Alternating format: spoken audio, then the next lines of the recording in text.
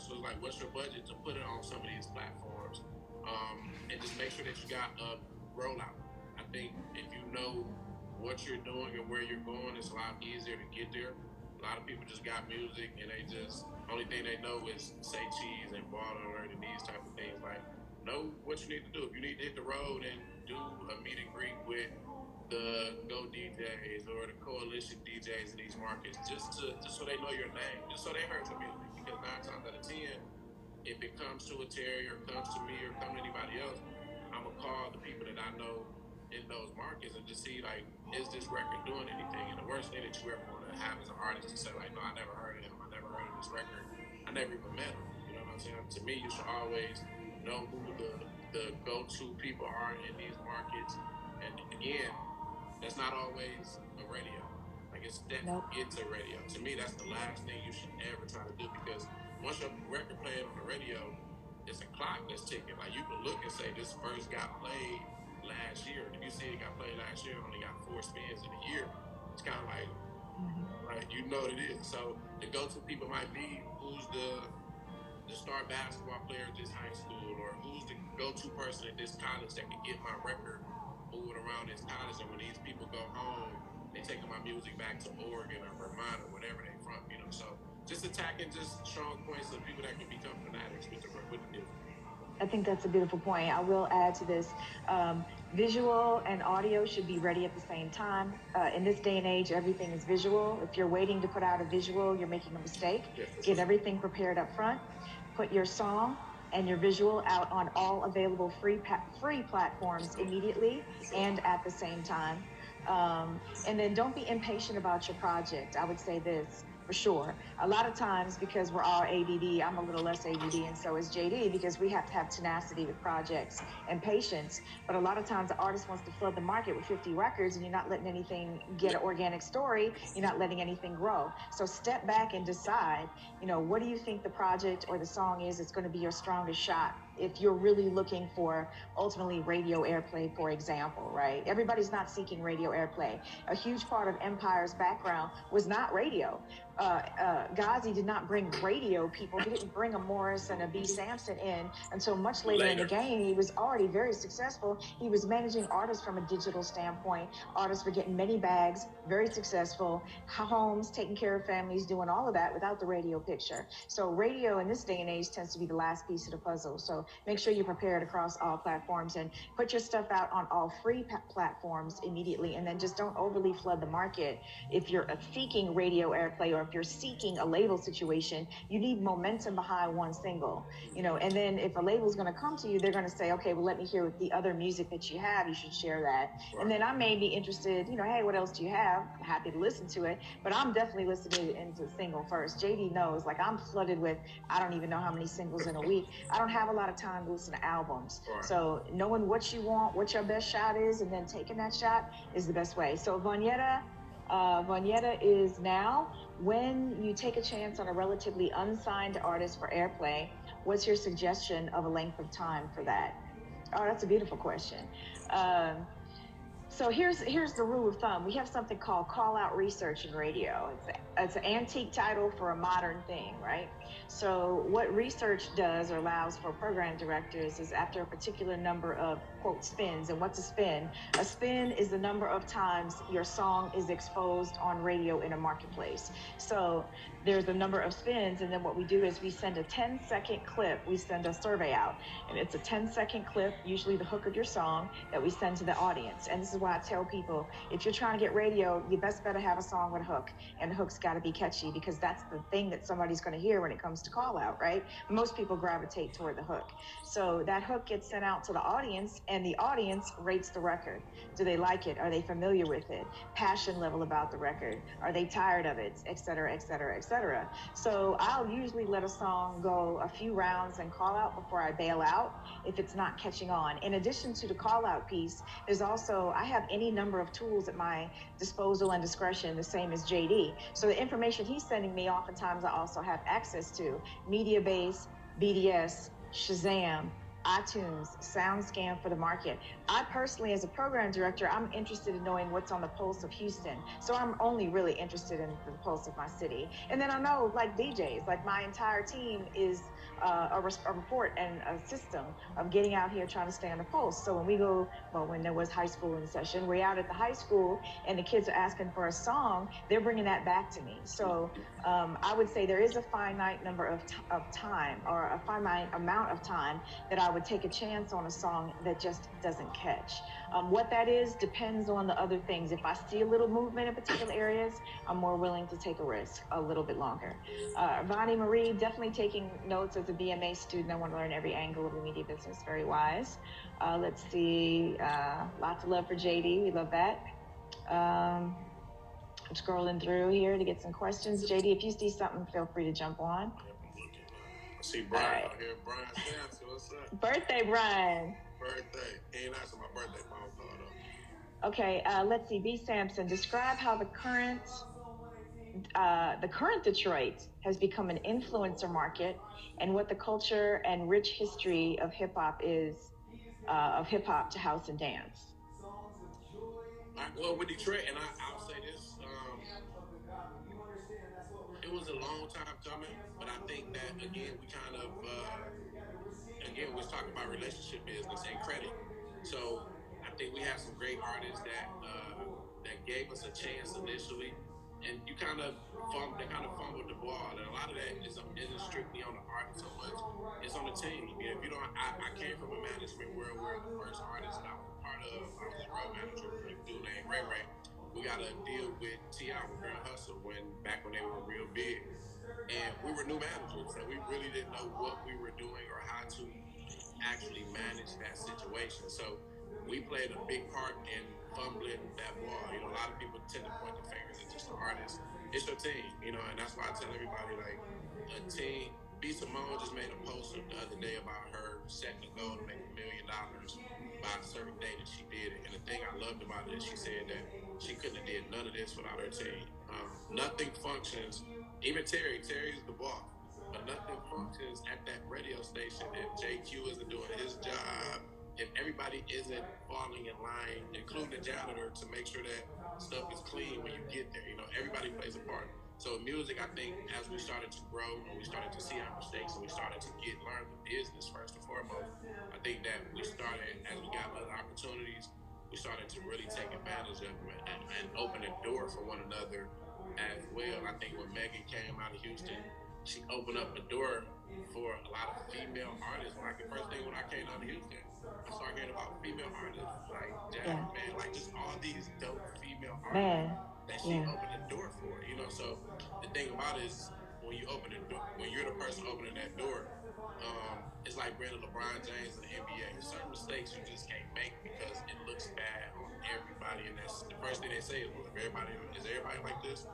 And we started doing a thing. T Grizzly got in. He started opening the door.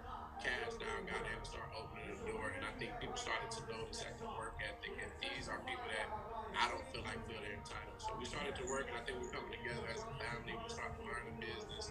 And Detroit is coming real powerful. You still got a ways to go, you know, but I think it's at a way better place than it was 10 years ago or 5 years ago. And there's a lot of new dope artists. Even with Empire, I think we probably got 30 artists from Detroit that signed to the label. Like, guys, he really came in and he took a liking to our city. You know, we're so appreciative of that because it's changing the culture, right? It's not about being in the streets no more. It's about that we can actually do music and get our families out of the hood and not put ourselves in certain situations. So I think that Empire played a big part in Detroit, the culture.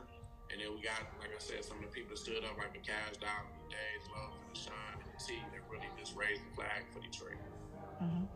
Mr. Moore Music has a good question. He says, with the spread of the virus, how do you feel about the future of networking as such?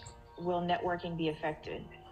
I don't think network ever be affected unless you're just not a networker. Like, just because the virus is here, like, you should be on your phone more. Like, you should really tap in with your people. Like, and whether it's doing a live, whether it's a text, whether it's a phone conversation, like, these are the times to really build a relationship relationship with anybody, in my opinion. Like I said again, and it's something simple as just calling and check on the person. You know, do you need anything? How are you doing? Because unfortunately, I've lost a lot of people during this COVID. A lot of DJs, you know, from markets, and these aren't people that I talk to every day, but it's people that I knew, and they were good people. You know, so I think that it doesn't affect it in a negative way, unless the only way you talk to people is when you're in their face. You know, and I think that's a bad thing.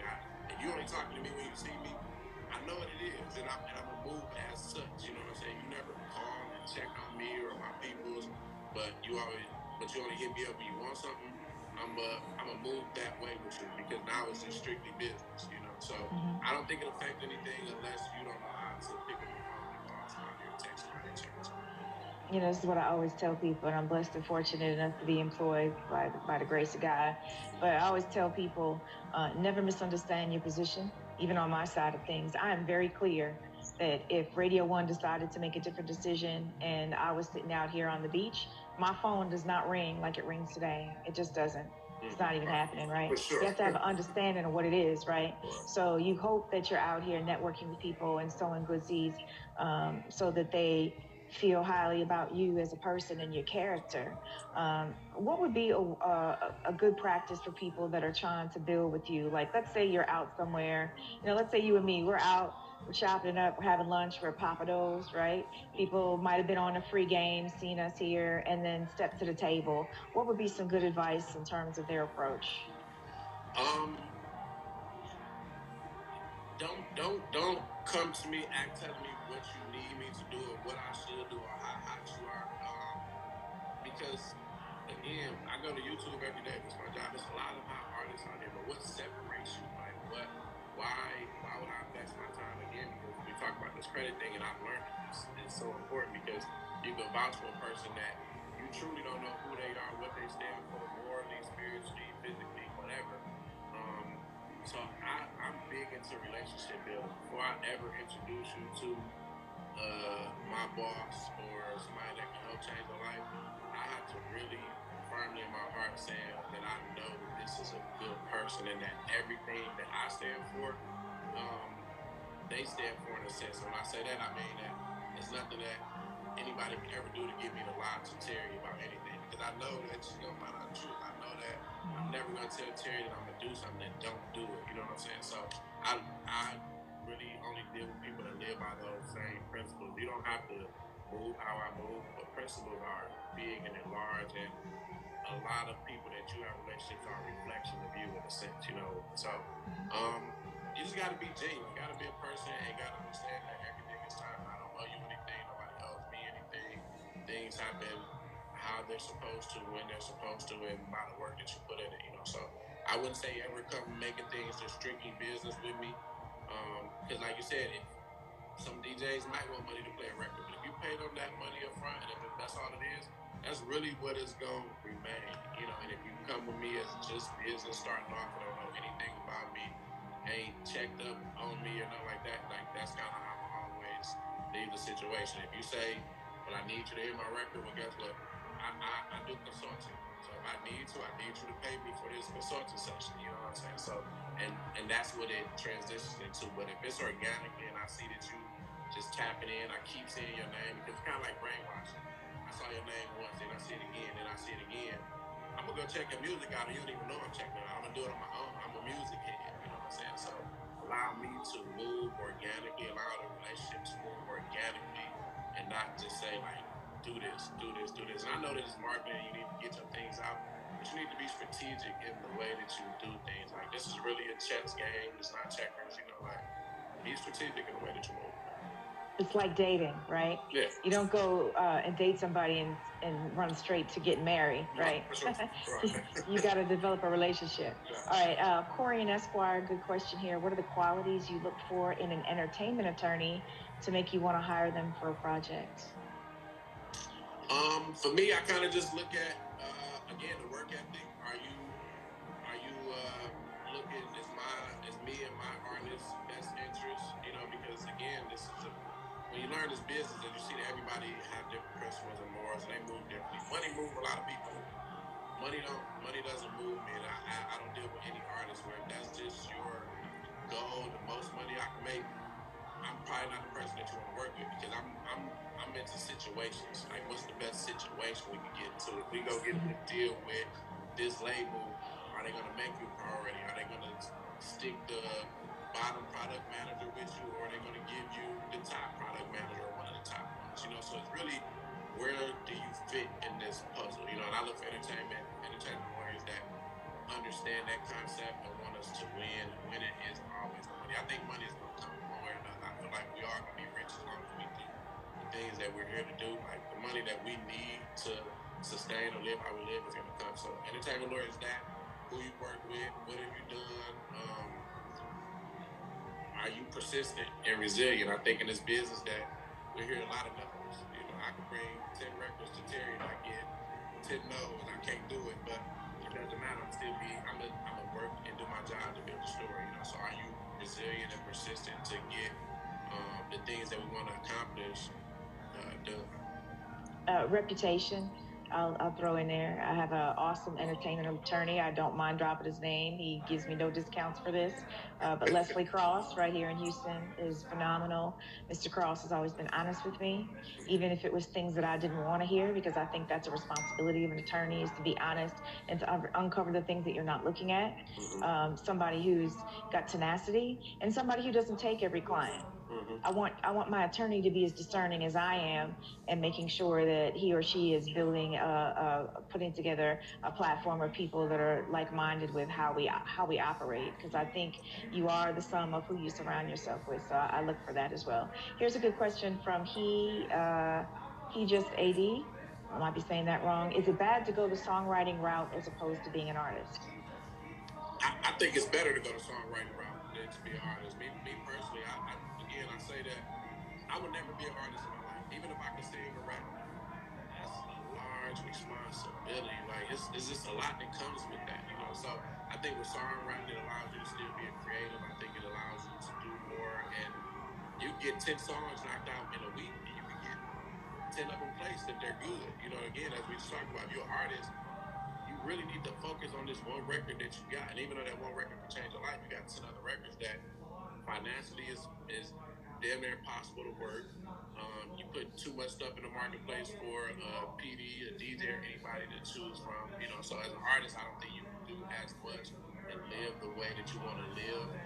As a songwriter, I think even if you use that to get into the door, if say if you do want to become an artist, that if you write songs for Chris Brown and Eric Bellinger and Trey Songz, and you writing them hits, and you can sing, eventually you could probably get a feature from them. You could swap some stuff out. It's a relationship where they see how hard you work and they ain't gonna do things for you just to do them. So if I was that, I would honestly be a songwriter first, and then if I wanted to do a song and just throw it out there and see what I can do, I would, because you done made some money. The great part about songwriting is publishing. You know, you get a residual check. If that record turns into something, or when it turns into something, you get a residual check for the rest of your life. You know what I'm saying? So I would do songwriting, honestly.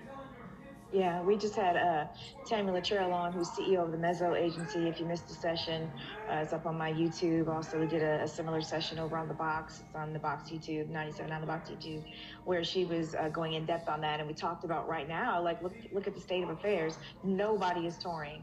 And even when business will never get back to normal. And until there's really a cure and a greater understanding of what we're dealing with in terms of our health, you know, that concert scene has been changed for the current time. So who's getting the bag? Well, it's somebody who's got some publishing, right? Songwriting, songwriters, you know, people have a stake in the actual origination and creation of the particular music. Because even though we're not able to go to concerts a lot, we're all listening to music, right? So here's a question from Official Oh Boy. Should you already have a big fan base established before trying to present music to a major label? Definitely. I 100%. And I just think before you present it to anybody, you need to start working on your fan base, because these are again, this is a business. I don't care how good the music is, if people don't want to listen to it. I know some great artists that have never been discovered. Great songs, great artists, great people, but for some reason they're not entertaining, or people don't want to check in for them, and nobody's in the business of losing money, right? So even with Anaya, what's up? Anaya just hopped in here. That's my girl. Prom queen.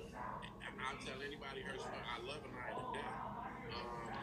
and she hasn't got the recognition that she is going to get. I'm not going to say deserve because I don't feel like that we're at that place, but that I know she's going to be a huge star. But her following is ridiculous, and as we toured, you start still seeing people that don't know her. As many people that I know that know her, when she jumping live, is 2,000-3,000 people. I know people with 3-4 million followers that don't have that type of engagement on on their lives and things of that nature. So she has a fan base. So once these records catch, she already got a core group of people that's raising the flag already. You know what I'm saying? So I don't think you can do anything in life without a fan base. I think that needs to be the focus.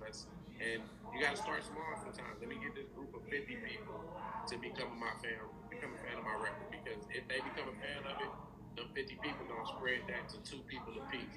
Now you got 150 people that's your stuff, and you just keep focusing and building on that core because no label that I know of is going to invest some money into anything or anybody that they don't see a return on their investment, sooner than later, So. And let me just add on the Anaya train. Anaya from Houston, supporting her song. Why? One, hometown. Two, she earned it. Three, here's a person who's going to have a long, successful career because she understands the business behind the music. She's genuine. She has a heart to support, as well. She's not one-sided. Like last night, I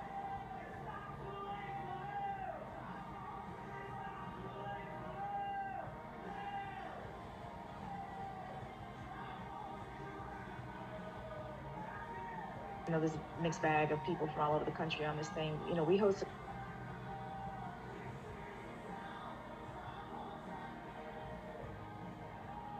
a virtual prom on 97.9 The Box Instagram.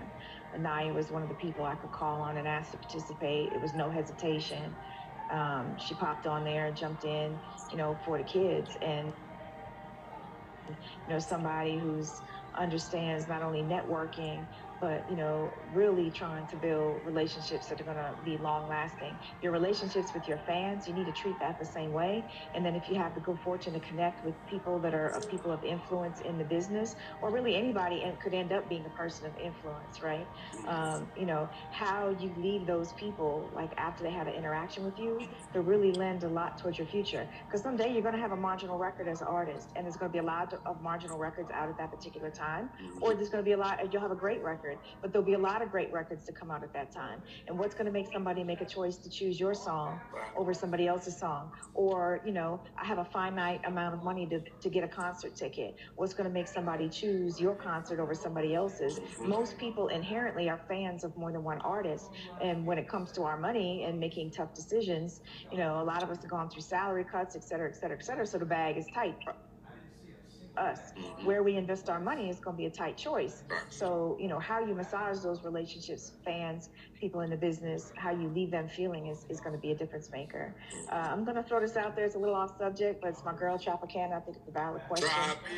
We love Trop, and Trop, so I want to put this out there. She says, question for Terry, and J-Dee, of course, weigh in with your thoughts as well. With the current changes in radio, what advice do you have for local personalities to be impactful in their